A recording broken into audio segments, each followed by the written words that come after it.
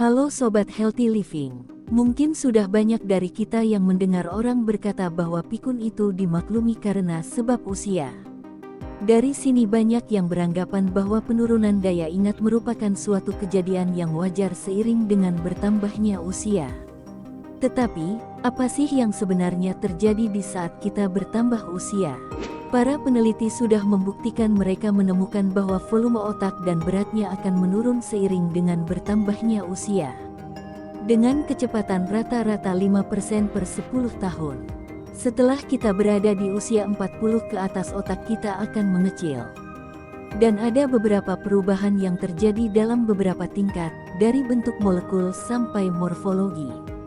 Kejadian stroke dan demensia semakin banyak terjadi, dan juga daya ingat pada lansia yang dikarenakan adanya perubahan hormon dan senyawa-senyawa di otak yang disebut dengan neurotransmitters.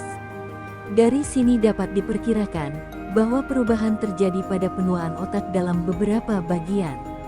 Pertama, terjadinya penurunan pada berat otak, terutama pada bagian depan dan hipotampus, yang mengatur fungsi berpikir dan pembentukan ingatan baru, yang terjadi pada usia 60-70 tahun.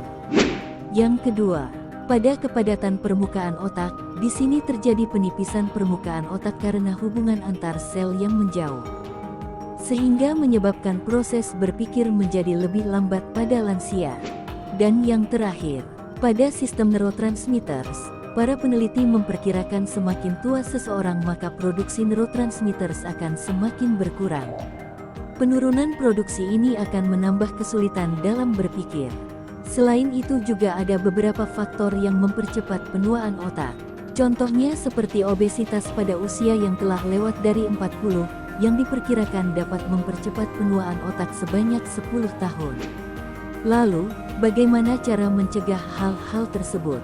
Walaupun tidak ada yang pasti, beberapa bukti yang dikumpulkan menyimpulkan bahwa orang-orang dengan penurunan fungsi berpikir dan daya ingat paling sedikit mempunyai kebiasaan yang berupa rutin melakukan aktivitas fisik, melakukan kegiatan yang menstimulasi otak, aktif bersosialisasi, mempunyai pola makan yang sehat dan waktu tidur yang cukup.